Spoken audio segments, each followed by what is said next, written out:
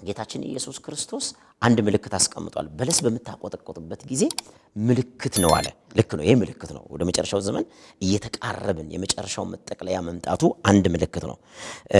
ይሄን ከሕዝቅኤል ምዕራፍ 38 እና ምዕራፍ 39 ሁለቱ ምዕራፍ ላይ ተያይዞ ስለ ፋርስ አሁን የተናገርከው ኢራን የተባለው ግዛት ላይ የሚገኙ መንግስታት ከእስራኤል ጋር የሚያደርጉትን ጦርነትና ግጭት በትክክል ተተንብዮአል። እውነቱን ለመናገር እዛው 1948 እንግዲህ የበለሱ ማቆጥቆጥ የሚለውን እግዚአብሔር ቃል በቃል የተናገረው ይሄ ነው።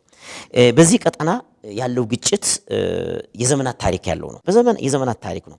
የዘመናት ታሪክ ያለው ነው ስንል እንግዲህ በመካከለኛ ምስራቅ እስራኤል የምትባለው ሀገርና ግዛት ከመመሰረቷ አባት አብርሃም በዘፍጥረት ምዕራፍ 12 ኢራቅ አሁን ከምንለው ከክለዳውያን ከኡር ግዛት ወጥቶ እዛ ምድር ላይ ከሰፈረበት ዘመን ጀምሮ ግጭቶች አሉ። በይስሐቅ ዘመንም ግጭት ነበር። በያዕቆብ ዘመን ዮሴፍም ተሰዶ ሄደ። ከዛ ከ430 ዓመታት በኋላ ለአባቶቻቸውና ለአያቶቻቸው የተገባውን የተስፋ ቃል ኪዳን እግዚአብሔር በሙሴ በኩል ተፈጽሞ ቀይ ባህርን ተሻግሮ መጥቶ ከነዓን ላይ በሚሰፍሩበት ጊዜ በፍልስጤማውያን፣ በአሜላቃውያን፣ ፌሪዛውያን በምንላቸው በዛ ዘመን በነበሩ አካላቶች ግጭቶች ነበሩ። አሁንም የቀጠለ ሆኖ መጥቷል። ከሰሞኑ እስራኤልና ኢራን እንዲሁም ደግሞ አሜሪካንን ተከትሎ እየተባባሰ የመጣ ጦርነት እንዳለ ይታወቃል። ይህም እንደቀጠለ ነው ያለው። ምናልባትም ደግሞ ከዚህ በፊት ከተደረጉት ታላላቅ ጦርነቶች ምናልባት ከአንደኛ የዓለም ጦርነት ወይም ሁለተኛ የዓለም ጦርነትና ሌሎች ደግሞ በጣም ትልልቅ ጦርነቶችን ጨምሮ ይሄኛው አሁን ላይ የተከሰተው ጦርነት ዓለማችንን ወደ ሶስተኛ የዓለም ጦርነት ያሸጋግራት ይሆን የሚል ስጋት አለ፣ በብዙዎች ዘንድ ይታያል።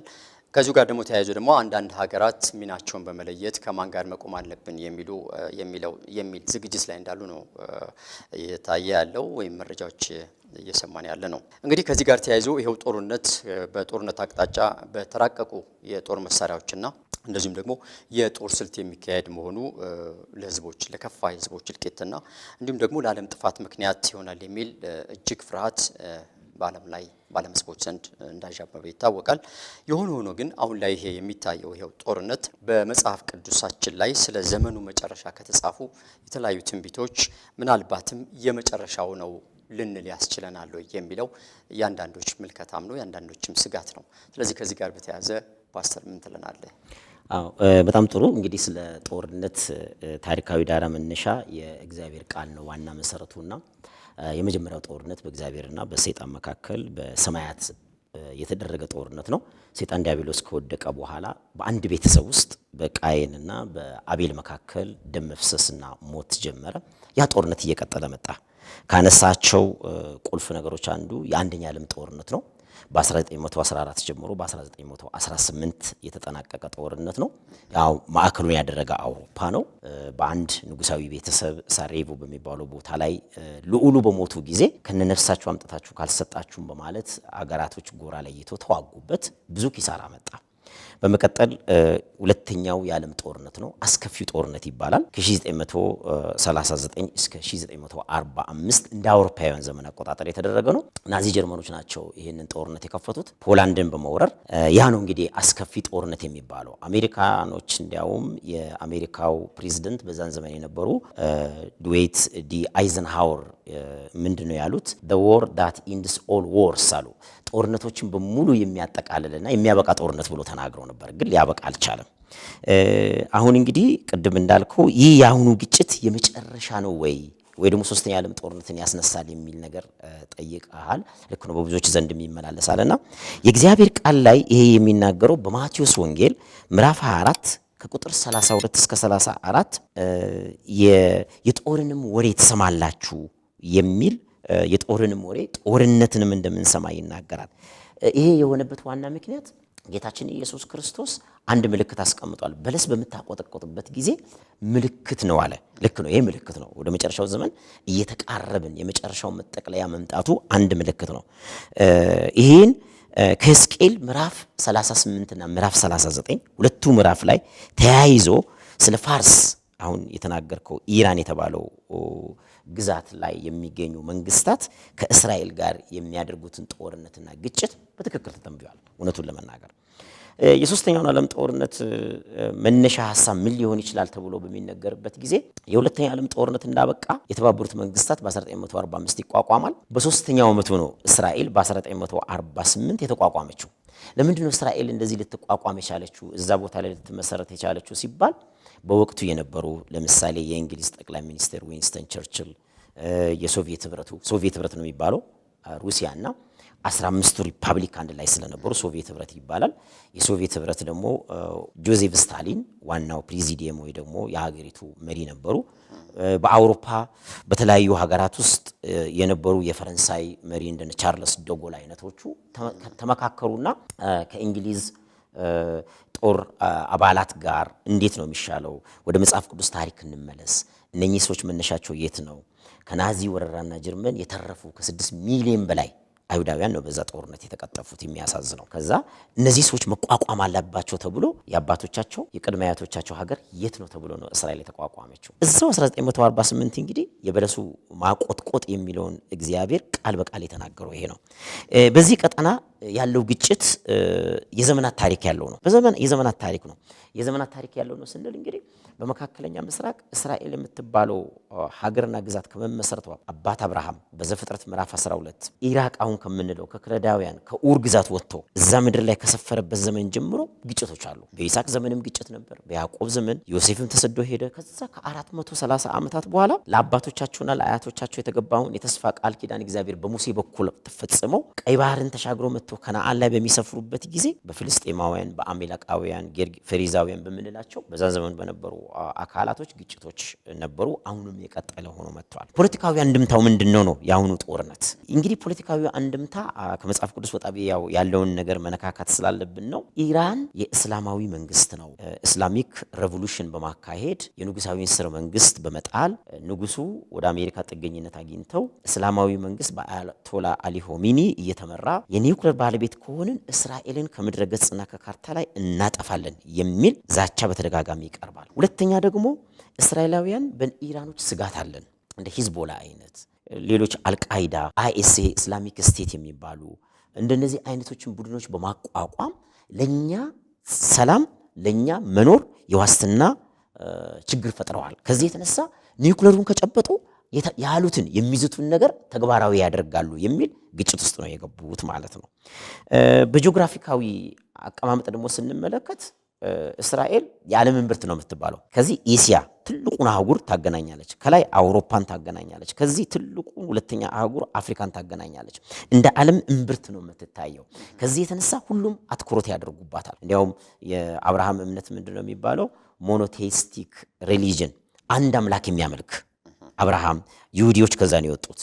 እኛም አንድ አምላክ የምናመልክ ክርስቲያኖች ከዛ ነው ወጣን የምንለው። ሙስሊሞችም ለምሳሌ ተውራትን፣ ዛቡርን፣ ኤንጅልን እያሉ ሲጠቅሱ አብርሃምን ኢብራሂም እያሉ ሙሴን ሙሳ እያሉ መካከለኛው ምስራቅ እንደ መነሻችን ነው ብሎ ነው የሚናገሩት። የሚገርመው እንግዲህ ይሄ ቦታ በጣም ወሳኝ ቦታ እንዳሆነ እንመለከታለን። ምንድነው ኢኮኖሚያዊ አንድምታ ደግሞ እመጣለሁ ወደ ሌላው። ቅድም እንግዲህ አንደኛውን ጥያቄ መሰረት አድርጎ ሶስተኛ የዓለም ጦርነትን ያስጭራል ወይ አያስጭርም የሚለውን ከፖለቲካ አንጻር፣ ከኢኮኖሚ አንጻር፣ ከመልክዓ ምድር አንጻር እንየው በሚል ነው። ከኢኮኖሚ አንጻር ይህ ጦርነት የሆርሙዝ ወሽመጥ የሚባለውን በዛ አካባቢ ላይ 20% የሚያክለው የነዳጅ ዘይት ስለሚተላለፍ ግጭት ያስነሳል። እውነቱን ለመናገር አሜሪካውያን ትላልቅ ካምፓኒና ኩባንያ ያላቸው የት መካከለኛ ምስራቅ ላይ ባሉ 13 የአረብ ሀገራት ለምሳሌ ትልቁ የአሜሪካ የነዳጅ አውጪ ኩባንያ ኢራቅ ውስጥ አለ።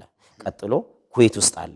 ሌሎች እንደነ ኳታር ሀገሮች ላይ አሉ። በንግድ የተሳሰሩ ናቸው። በዚህ ውስጥ የሚፈልጉትን ነገሮች ያንቀሳቅሳሉ፣ ያመላልሳሉ። ኢራኖች ደግሞ ከእስራኤል በመቀጠል ለአሜሪካኖች እንደ ጠላት ነው የሚተያዩት። ለምን? አሜሪካውያን እነኚህ የኢራን ባለስልጣናቶች ይሄ በማስተዋል የተሞሉ ስላልሆኑ ኒውክሌሩን በእውነት ከጨበጡ እኛንና የእኛን ወዳጆች በቀጥታ ያጠቃሉ የሚሉትን ዛቻ ይተገብራሉ ከሚል አንጻር ይሄ አንድምታ አለው። ነዳጅ ዘይት ደግሞ እንደምታውቀው በጣም አስፈላጊ ነው። መርከቦችን ለማንቀሳቀስ ለምሳሌ አሁን አንድን የስንዴ ማሳ አምርቶ ስንዴን ካመረትን በኋላ ትራክተሩ የሚያርሰው በነዳጅ ዘይት ነው። ኮምባይነሩ የሚያጭደው በነዳጅ ዘይት ነው። ተፈጭቶ ተጋግሮ የሰው ገበታ ላይ እስኪቀመጥ ነዳጅ ዘይት ከፍተኛ ሚና ይጫወታል። እንዲያውም ምን አለ አንድ የኢኮኖሚ ባለሙያ 1 ሊትር ወተት ከብቶቹን መግበን አልበን ሰዎች ወዳሉበት 150 ኪሎ ሜትር ለማድረስ ምናልባት ሩብ ሊትር ነዳጅ ዘይት ይፈጅብናል አለ። ነዳጅ ዘይት በጣም አስፈላጊ ነው። ከዚህም የተነሳ ውጊያው ከፖለቲካ አልፎ ከቀጠናዊ አህጉራዊ ነገር አልፎ ከጦር መሳሪያ ሽቅድምድም አልፎ ሁሉን አቀፍ ሆኗል። ከዚህ የተነሳ እንግዲህ በእንዲህ አይነት ነገሮች መመልከት እንችላለን። የሶስተኛ ዓለም ጦርነት ያስነሳል አያስነሳም የሚለው የሶስተኛ ዓለም ጦርነት ይነሳል ተብሎ እስከዛሬ ፍርሃት የተደረገው በኒውክሌር ጦርነት ነው። የቀድሞ ሶቪየት ህብረት ትልቅ የኒውክሌር ጦር ክምችት አላት ነው የሚባለው። ያ የኒውክሌር ጦር ክምችት የት ነው የሚገኘው? አሁን የሶቪየት ህብረት አካል የሆነችው ግን የሩሲያ ጎረቤት የሆነችው ጆርጂያ የሚባለው ነው። ከጆርጂያ ቀጥሎ ደግሞ ዩክሬን ጎረቤት አለች፣ እንደነ ቤላሩስ፣ ካዛኪስታን፣ ኡዝቤኪስታን የሚባሉ ብዙ ሀገሮች አሉና ጆርጂያ በሚባለው ግዛት ላይ ትልቅ የኒውክሌር አርሴናል ይሉታል እነሱ ክምችት አለ። እሱን ሁሉ በዘመነ ጎርባቾቭ እንዲቀነስ አድርገው ከዛ ቦሪስ የልሲን መተው ብዙ ነገሮች ወደ ሰላም ወርደዋል። አሁን ይህንን ነገር ጥረት እያደረግን ለምን ኢራኖች የሚያጠፋ ጅምላ የጦር መሳሪያ ክምችት ይይዛሉ? ይሄ ነገር አስጊ ነው የሚል ነው። እና እንግዲህ ጌታ ኢየሱስ ክርስቶስ እንዳለው በማቴዎስ ወንጌል ምዕራፍ 24 ላይ እንደተጠቀሰው ምልክት ነው እንጂ የሶስተኛ ዓለም ጦርነት ድምዳሜ ላይ ደርሰናል የሚለውን ነገር አያሳይም የሚል ብዙ የሥነ መለኮት ሰዎች፣ የታሪክ ሰዎች ይናገሩታል። ስለዚህ ፓስተር እንግዲህ እንዳንተ አገላለጽ ያው እንደ ምልክት ነው ሊወሰድ የሚችለው ነው የምትለው። እንደ ምልክት ነው የሚወሰደው እንጂ አሁን ከሶስተኛ ዓለም ጦርነት በቃ ዘላስ የዓለም መጨረሻ ነው ተብሎ ሊታሰብ ወይም አንዳንዶቹ ምናልባትም ስጋት ላይ የሚያሉ አሉ። ይሄ ቀጥታ ሶስተኛ ዓለም ጦርነት ነው፣ ከዚህ በኋላ ዓለም ያበቃላታል፣ የዓለም መጨረሻ ነው፣ የሰዎች እልቂት ከዚህ በኋላ በቃ ዓለም ትጠፋለች የሚል አንዳንድ ምልከታዎች በአንዳንዶች ላይ አለ። ምናልባትም እንግዲህ አንዳንዴ የመጽሐፍ ቅዱስ በቂ እውቀትና ግንዛቤ ከሌለ ለማገናዘቡም ትንሽ ያስቸግራል። ለዛ ነው ስለዚህ ሁሉን ያማከለው እንግዲህ የሰጠን መልስ ያው የዓለም ጦርነት ፍጻሜ አይደለም፣ ግን እንደ ምልክት ሊሆን ይችላል። ሌላው እንግዲህ ፓስተር ምንድነው ማንሳት ያለብን ነገር በዚሁ በመጨረሻው ዘመን ላይ አስመልክተን መጽሐፍ ቅዱሳችን ላይ የተጻፉ የተለያዩ የትንቢት ምልክቶች አሉ፣ ትንቢታዊ ምልክቶች አሉ፣ መልክቶች አሉ። እነዚህ መልክቶች የተለያዩ ናቸው። እንግዲህ ምናልባት በቁጥር እንደው ይሄን ያህል ነው ብለን ብዬ ማለት አሁን ምናልባት አንተ ታግዘኛለህ። ከነዚህ የተነገሩ የትንቢት መልክቶች ይሄኛው አሁን ላይ እየታየ ያለው የጦርነት ጉዳይ አንዱ ነው ብለን እንላለን። ሌሎችም አሉ። ምናልባት ያልተነገረ ትንቢት ይኖር ይሆን ፓስተር? ወይም ደግሞ ከተነገሩ ትንቢት መልእክቶች ያልተፈጸመ በጣም መንገዳችን እንደው ለጠቅላላ እውቀት ግንዛቤ ቢኖረን ብዬ ነው። አዎ ትንቢቶች እንግዲህ የብሉይ ኪዳን መጻሕፍቶችን ስንመለከት 4 ታላላቅ ነቢያት መልእክቶቻቸው ነው ታላላቅ የሚያሰኘው። የነቢያቶቹ ትልቅነትና ትንሽነት አይደለም። ኢሳይያስ፣ ኤርሚያስ፣ ሕዝቅኤልና ዳንኤል የታላላቅ ነቢያት መጻሕፍቶች እንላለን። በስነ መለኮት ቋንቋ ነው የምናገረው።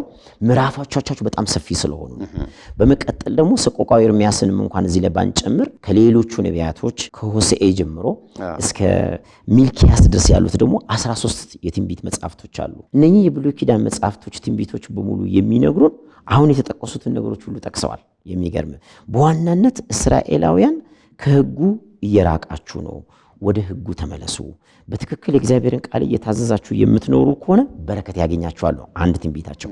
ሁለተኛ ትንቢት ደግሞ ለእስራኤል እግዚአብሔር በተደጋጋሚ ነፃ የሚያወጣ መሲህ ለመላክ እቅድ እንዳለው ድንግል ትጸንሳለች፣ ወንድ ልጅንም ትወልዳለች ተብሎ በኢሳይያስ የተጠቀሰው። እንደገና ትንቢተ ሚልክያስ ደግሞ እናንተ የምትጠብቁት ጌታ በድንገት ወደ መቅደሱ ይመጣል የተባለው ትንቢት ሙሉ ያገኘው ኢየሱስ ክርስቶስ ተወልዶ ነው። የተፈጸሙ ትንቢቶች አሉ፣ ሙሉ በሙሉ የተጠናቀቁ አሉ፣ በሂደት ላይ ያሉ ትንቢቶች አሉ።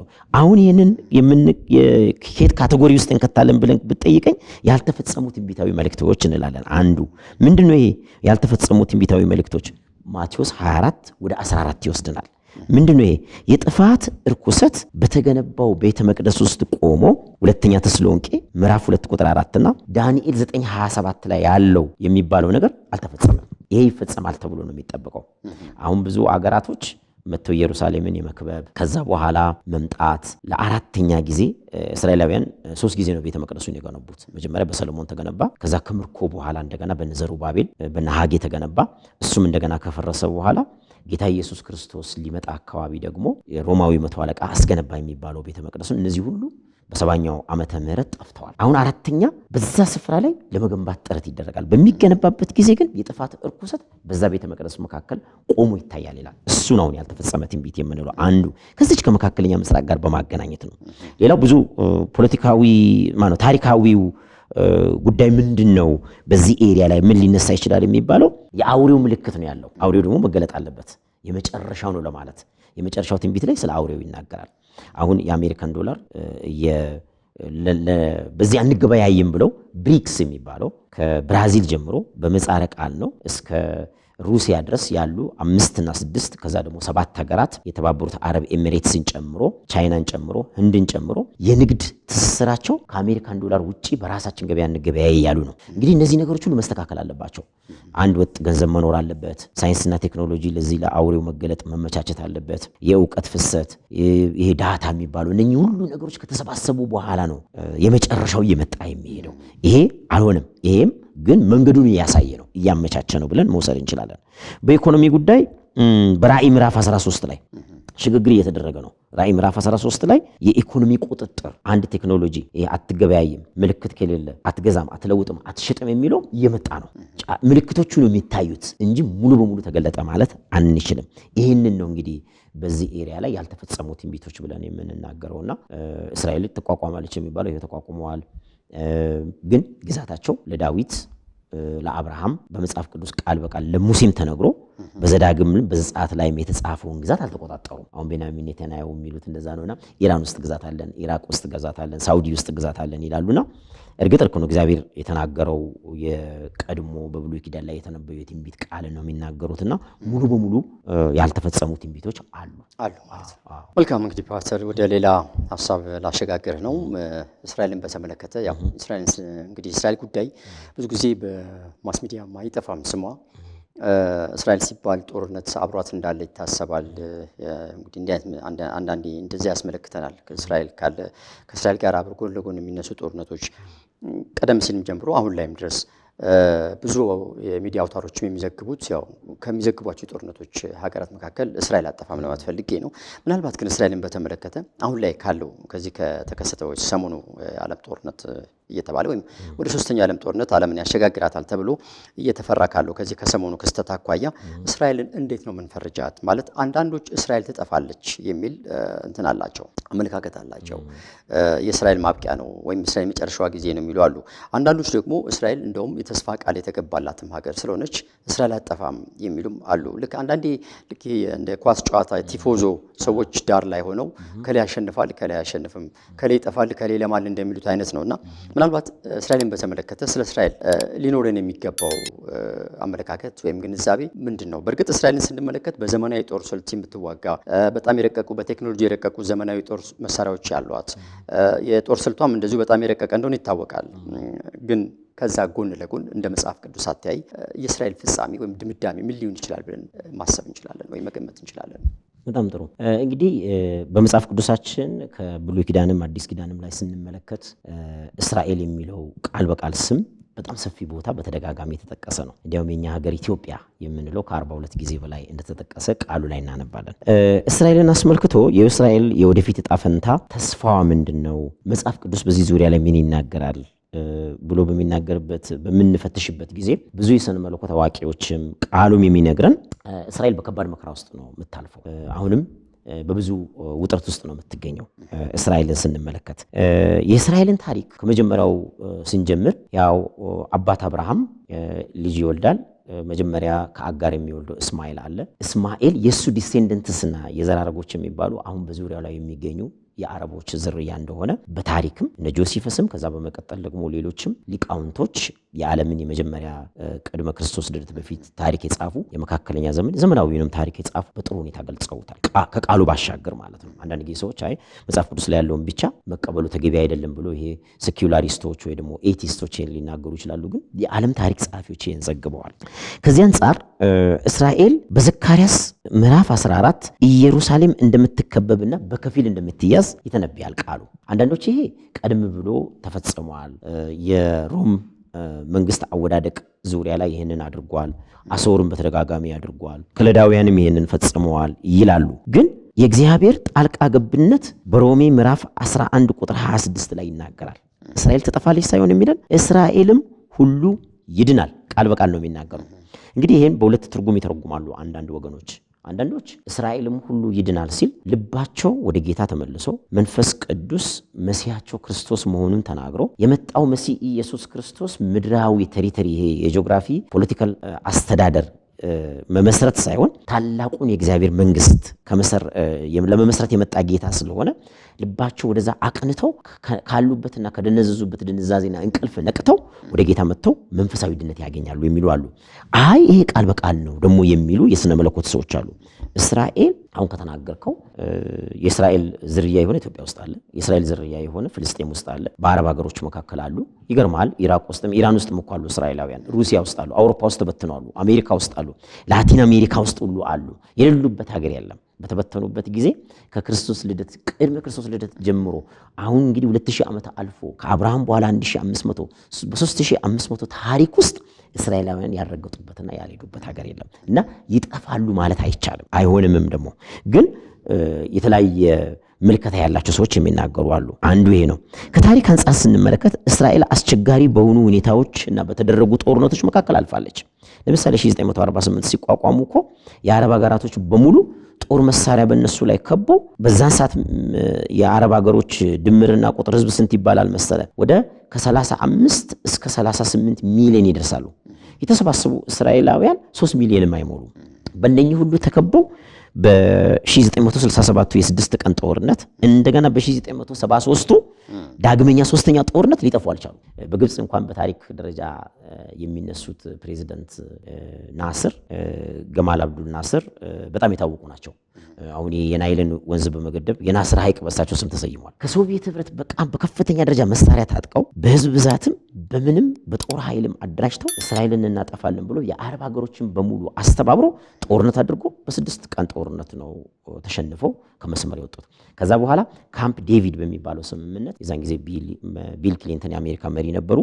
ይስሐቅ ራቢን ከእስራኤል፣ ያሲር አራፋት ደግሞ ከፍልስጤም አፈራርሞ የፍልስጤምና የእስራኤል ግጭት አንድ ሃይማኖታዊ አይደለም፣ ሁለተኛ ታሪካዊ የቆየ ግጭት ነው፣ የግዛትና የድንበር ማስፋት ጥያቄ ነው ብለው አፈራርሞ በእስራኤል ላይ እንደዚህ ነገር እርምጃ ተወሰዱ ብሎ ለመጀመሪያ ጊዜ በታሪክ ግብጽ ነች እስራኤልን እንደ ሀገር እውቅና የሰጠችው። ሌሎች የአረብ ሀገራት እስካሁን ድረስ ይህንን ነገር በማመንታት ላይ ይገኛሉ እና ከዚህ የተነሳ ትጠፋለች ማለት አይቻልም። በዓለም ታሪክ ላይ እኮ ሀገራቶችን አንዳንድ ሀገሮች ወረው ለማጥፋት እንቅስቃሴ አድርገው አልተቻላቸውም፣ ሊያጠፉም አይችሉም። አሁን የኢትዮጵያ ግዛት ድሮ አክሱም ይባላል። ቀጥሎ ትንሽ የአገውን ግዛት ጨምሮ ሰሜን ኢትዮጵያ ነበር ይባላል። ከዛ ጎንደርን ጨምሮ እየሰፋ መጥቶ አሁን ያለንበት ደረጃ ደርሷል።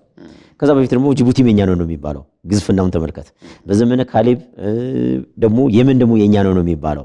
ከዛ አልፎ ደግሞ ሰሜናዊ ሱዳን ጥግ ድረስ ኩሾችን በሙሉ እስከ ደቡባዊ ኬንያ፣ ምዕራብ ሱዳንን ተከትሎ የኛ ነው የሚባለው። ኢትዮጵያ የሚባለው መጽሐፍ ቅዱስ ላይ ሰዎች ሲጠቅሱ እንዲያውም ግማሽ አፍሪካ ነው የሚሉት። ግን እየጠበበ አንዳንድ ጊዜ ፖለቲካሊ ሽሪንክ ያደርጋሉ ሀገሮች፣ ያንሳሉ፣ ይሰፋሉ። ኮሪያን ለምሳሌ ወሰደው አንድ ግዙፍ ሀገር ነበር፣ ሰሜንና ደቡብ ሆነ በፖለቲካል። ህንድና ፓኪስታን እንውሰድ፣ አንድ ሀገር ነበሩ። በቅኝ ግዛት ህንድና ፓኪስታን ተብሎ ተከፈሉ። አሉ እንደነዚህ አይነት ጉዳዮች አይጠፉም። ዘር ህዝብን ቃል በቃል ምን ይለናል? ሐዋርያት ሥራ ምዕራፍ 17 ላይ እግዚአብሔር ዳርቻ ወስኖ ቋንቋን ሰጥቶ ሰዎች እንዲኖሩ ፈቅዷል ይላል። ከዚህ የተነሳ እስራኤል በምንም ተአምር ትጠፋለች የሚባለው ነገር ዝም ብሎ ሰዎች በግብታዊነት በደመ ነፍስ ይናገራሉ እንጂ ታሪክ ምርምሮ መምጣት አለባቸው። መጽሐፈ አስቴር ላይ እኮ መመልከት እንችላለን። ሃማ ተነስቶ አዋጅ አስነግሮ ዲሞክራሲ በሌለበት ንጉሳዊ አስተዳደር ይሄ ኦቶክራት በሚባሉበት ዘመን እንኳን አዋጅ ታውጆ የሃማ ምክር ተገልብጦ እኮ የመርዶኪዮስና የአስቴር ጥምረት እስራኤልን ሊታደግና ሊያድን ይችላል። እሱም በዓል እስከዛሬ ድረስ ያከብራሉ እስራኤላውያን። እንዲያውም አንዱን ጦርነት የተጠቁት ያንን በዓል በሚያከብሩበት ጊዜ ነው በ1967 በታሪክ የሚነገረው እና ይጠፋሉ የሚባለው ዘበት ነው። ለምን? የእስራኤል ታሪክ የቤተ ክርስቲያን ታሪክ ነው። የእስራኤል ታሪክ ለሙስሊሞችም ታሪካቸው ነው። የሚገርም የእስራኤል ታሪክ የይሁዲ ታሪክ ብቻ አይደለም፣ የዓለም እምብርት ነው። እንዳልኩ የማንኛውም ነገር መነሻ እዛ አካባቢ ስለሆነ እግዚአብሔር ይህንን ሕዝብ አምጥቶ እዛ ጋር ሲያስቀምጥ እሱ በፈጠረው ምድር ለፈለገው የመስጠት የፈለገውን የማስፈር የፈለገውን የማኖር መብት እንዳለው ከዛ ታሪክ እንረዳለን። አንዱ ታሪካዊ ይሄ ነው። ፖለቲካዊው ምን ይላል መሰለ? የእስራኤል ይሄ የቢኤንጂኤን ዶክትሪን የሚባለው አለው። እስራኤል ጠላቶቿ የኒውክሌር መሳሪያ የሚያገኙ ከሆነ ነው የሚለው። ጠላቶቿ እንግዲህ ጠላቶቿ የሚባሉ በተደጋጋሚ በየዘመናት ይቀየራል። ፖለቲካል ስቴት ላይ የሚመጡ አካላቶች አንድ ጊዜ ወዳጅ ይሆናሉ፣ አንድ ጊዜ ጠላት ይሆናሉ። አሁን የተባበሩት አረብ ኤሚሬትስን በጣም የሚገርሙ ሀገር ናቸው። ከምዕራቡ ዓለም ጋር ተስማምቶ የሚኖሩ ናቸው። ከእስራኤል ጋርም ተስማምቶ የሚኖሩ ናቸው። ግብጾች እንደዚህ ሰላማዊ ሆነው ተስማምተው ከእስራኤል ጋር ይኖራሉ ብለን አልጠበቅንም። ሶሪያ ላይ እንደዚህ የተወሰኑ አካላቶች አሉ። እንግዲህ እንደነ ሂዝቦላ እንደነ ሐማስ የሚባሉ የእስራኤል ጠላቶች የሚባሉ አሁን ኢራን በሙሉ ሀገሩና ህዝቡ ሳይሆን የእስላማዊ መንግስት የሚባለው አክራሪው ኃይልና ቡድን እሱን እንደ ጠላት የሚፈረጁ እነሱ ከያዙ ምናልባት የመጥፋት አዝማሚያው ከፍ ብሎ ጎልቶ ሊታይ ይችላል ነው። እነሱ ይሄ እንዳይሆን ነው የሚከላከሉት። ይሄ ነው የሚባለው በብዙ ተንታኞች የሚነገረው ይሄ ነው። እንግዲህ መጨረሻው የጠባብ ድንበሮች እስራኤል ወታደራዊ ስትራቴጂ ያላት የመከላከያ ኃይል ያላት የምትጠቀመው ቴክኖሎጂ የታጠቀችው አቅምና ኃይል እነኚህ ሁሉ ተመዝነው የመከላከል ብቃቷና ኃይሏ አስቀድሞ የማጥቃት ስትራቴጂ ነው በኢራን ላይ ወሰደች የሚባለው እና ከዚህ የተነሳ እኛ ማድረግ ያለብን በኋላ መጣበታለሁ አነሳዋለሁ እንደ ክርስቲያን ለሁለቱ ወገን ነው መጸለይ ያለብን እንጂ እነኚህ ሀገራት በግዛት ጂኦግራፊ ኢኮኖሚያዊ ታሪካዊ ስረ መሰረት ያለው ከመሆኑ የተነሳ ሁለቱ ወገን እንዲጠፋፉ አንፈልገው። ምናልባትም አሁን ፓስተር ወደ መጨረሻ ላይ ያልሰው ሐሳብ እኔም ወደዛ እንድናጠቃለል ፈልጌ ነው። አንተ ዳር ስትል ነው እኔ ያቋረጥኩ። እርግጥ ነው አንተ እንዳልከው አሁን የክርስቲያን ማህበረሰቡ በተለይ ዳነውም ክፍል የክርስቲያን ማህበረሰቡን የትኛውም የክርስቲያን ማህበረሰብ የትኛውም ፍጡር የሆነ ሰው የአዳም ልጅ የሆነ ሁሉ የሚጠበቅበት ነገር አለ በዚህ ጦርነት ላይ። አሁን የወገንተኝነቱን ትተን በአጠቃላይ እንደው ይሄ ሶስተኛ የዓለም ጦርነት ሆነም አልሆነም ጦርነት ለሰው ልጅ አስከፊ ነው። ያው ፍጻሜው ይታወቃል። በርካታ የሆኑ ቀውሶች በዓለም ላይ በህዝቦች ላይ ያስከትላል። የረሃብ፣ የቸነፈር፣ ሌሎች የኢኮኖሚውም አንተ እንዳነሳው ቅድም በሁሉም አቅጣጫ መልካም ነገር አይሆንም ተብሎ የሚታሰበው ምናልባትም እንዳልከው ክርስቲያን ማህበረሰቡ በተለይም ደግሞ የወንጌል አማኞች እንዲሁም ሌላውም የህብረተሰብ ክፍል በአጠቃላይ ማለት እንችላለን። እንደ ቤተክርስቲያን ደግሞ ቤተክርስቲያንስ ምንድነው የሚጠበቅባት ድርሻዋ ምንድነው በዚህ ሁኔታ ላይ? በጣም ጥሩ። ይሄን ምን ትላለህ? አሁን እንግዲህ እስራኤላውያን አሁን በስልጣን ላይ ያለው የቤንጃሚን ኔታንያሁ የሊኩድ ፓርቲ የምንበለው ሌበር ፓርቲም ዲሞክራቲክ ፓርቲ እነሱ የሚሉት ምንድነው ቅድመ መከላከል ካላደረግን ጠላቶቻችን በእኛ ላይ የእኛን መጥፋት የሚፈልጉ አካላቶችን ወታደራዊ እርምጃ እየሰለጠንን በስለላውን በምንም ካልወሰድንባቸው እንጠፋለን የሚሉን አዝማሚያ ይዘው ነው የሚጓዙት። ከዚህ የተነሳ እንደ ቤተክርስቲያንና እንደ ማህበረሰብ ሚናችን ምን መሆን አለበት ለሚለው የመጀመሪያ በፍርሃት ሚዲያ የሚረጨውን የፖለቲካ አንድምታ የሚሰጠውን ውዥንብር ሳይሆን ወደ ቃሉ ነው መመለስ ያለብን። ቃሉ ምንድነው የሚለው ለመጀመሪያ ለቤተክርስቲያንም ለክርስቲያንም ታላቁ ተልእኮ ነው የሰጠን ማቴዎስ ወንጌል ምዕራፍ 28 ላይ በዚህ ላይ ምን ይለናል የእግዚአብሔር ቃል? የምድር ጨውና የዓለም ብርሃን የመሆን ጥሪ ነው የተሰጠን።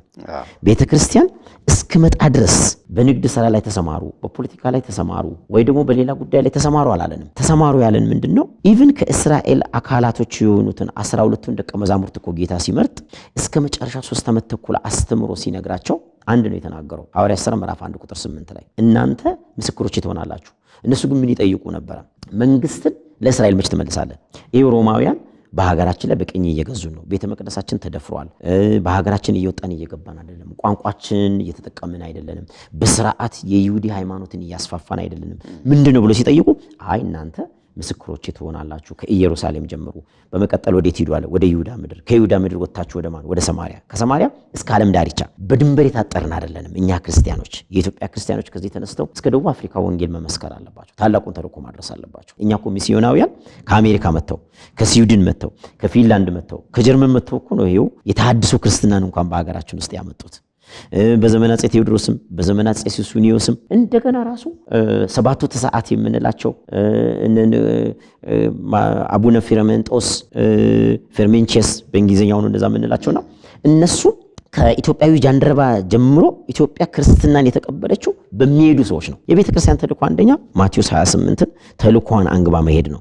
ሁለተኛ በሉቃስ ወንጌል ምዕራፍ 19 ቁጥር 13 ላይ ተገቢውን ትጋትና ጸሎት ማድረግ አለብን። ለምን? ለሀገር ሰላም፣ ለመንግስታት፣ ለህዝቦች፣ ቀጠናዊ ትስስር ላላቸው ሀገራት ጭምር መጸለይ እንዳለብን ይናገራል። ሌላው በዓለም ጦርነቶች ወቅት ቤተክርስቲያን ቀዳማዊ የሰብአዊ እርዳታና ድጋፍ ሰጪ ነው መሆን ያለባት። ከአንዱ ወገን ደግፋ ጦርነት ማባባስ አይደለም። የተጠቁትን፣ የተራቡትን፣ የተሰደዱትን፣ የተቸገሩትን በገንዘብም በቁሳቁስም በጸሎትም እያገዙ መርዳት ነው። ይሄ ነው የሚጠበቅብን። ሌላ ቤተክርስቲያን ከዓለማዊ አጀንዳ ወጥታ መጽሐፍ ቅዱሳዊ አጀንዳ ላይ ነው ማተኮር ያለባት። ይሄ መጽሐፍ ቅዱሳዊ አጀንዳ ምንድነው? ነቢያቶች በሙሉ ከእስራኤሎች ናቸው። አባቶች ከእስራኤል ናቸው። ካህናት ከእስራኤል ናቸው። ሐዋርያቶች ከእስራኤል ናቸው። አዳኛችን ጌታ ኢየሱስ ክርስቶስም የመጣው በእስራኤል የዘር ሐረግ ግንድ ነው። ለእነኚህ ህዝቦች መጸለይ ያለብን ቅድም ያን ነው።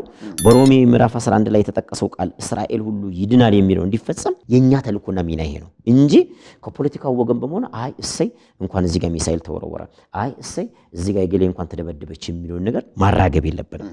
በሌላ መልኩ የኢኮኖሚያዊ የዓለም ስርዓት በሚናወጥበት ጊዜ የዳነው ማህበረሰብ ከዚህ እየወደቀ ካለው ዓለም ውስጥ በሐዋርያት ሥራ ምዕራፍ 2 ከቁጥር 44 እስከ 45 ክርስቲያኖች እርስ በርሳቸው ህብረት በማድረግ ያላቸውን በመካፈል በመካከላቸው ድሃ አልተገኘም፣ በመካከላቸው ያላቸውን ነገሮች ይካፈሉ ነበር የሚለውንም የብርሃንና የጨውነት ምሳሌዎችን ማሳየት አለብን። እርስ በርሳችን ይሄን ነገር ነው የምለውና ጠቅለል ባለ መልኩ የቤተ ክርስቲያን ሚና መሆን ያለበት ለሁለቱ ወገን መጸለይ፣ ሰላም እንዲሰፍን፣ ወደ ድርድር እንዲመጡ፣ እዛ ጋም ያለው አጠፋለሁ የሚለው ልቦና ገዝቶ በምድር ላይ ሰዎች እኩል መኖር እንዳለባቸው አእምሮ ተቀይሮ መንፈሱ ተቀይሮ በሰላም አምባሳደሮችን ተላልኮ በተሰጣቸው ሀብትና ንብረት እኮ የአረብ ሀገራቶች በነዳጅ ዘይቶቻቸው ትምህርት ቤቶችን ቢከፍቱ ትምህርት ቤት ወደሌለበት፣ ሆስፒታሎችን ቢገነቡ ሆስፒታል የሌለበት፣ አፍሪካ ውስጥ እኮ ምግብ የማይበሉ አሉ። አሁን ለምሳሌ ደቡብ ሱዳንን ተመልከት። ለሁለት ተከፍለው በአልቡርሃንና በኤልሜቲ ይዋጋሉ።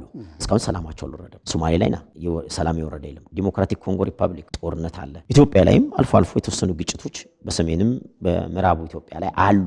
እነኚህን ነገሮች ለመፍታት ሰላም እንዲወርድ፣ ደም መፍሰስ እንዲቆም አጥብቀን መጸለይ አለብን። እግዚአብሔር 3 ነገሮች በምድር ላይ እንዲፈሱ አይፈልግም ይባላል። አንደኛው ያልተገባ ላብ ፈሶ ሰዎች የላባቸውን ሳያገኙ ሲቀሩ እግዚአብሔር ይጠይቃል።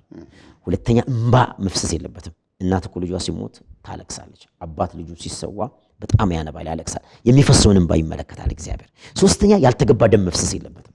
ስለዚህ የፈሰሰው የክርስቶስን ደም ነው ለዓለም ማስተዋወቅ ያለባት ቤተክርስቲያን። ይህ የፈሰሰው የክርስቶስ ደም ያስታርቃል። አሁን በፍልስጤም ቤተልሔም በሚባለው ከተማ እኮ የጌታችን የኢየሱስ ክርስቶስ የልደት በዓል ይከበራል። እዛ ሄዶ ጌታ የተወለደበትን ቦታ ብዙ ቱሪስቶች ይጎበኛሉ። ፍልስጤማውያን ደስ ይላቸዋል፣ ይቀበላሉ ብዙዎችን። እነሱ ለእስራኤል ሰላም ይጸልያሉ። ክርስቲያኖች በዛ ውስጥ አሉ። በኢራን ውስጥ አንደርግራውንድ ክርስቲያኖች አሉ። በኢራቅ ውስጥ አንደርግራውንድ ያመኑ ክርስቲያኖች አሉ። በእስራኤል ውስጥም አሉ። ስለዚህ በጋራ የቤተ ክርስቲያን ተልእኮ ምንድነው?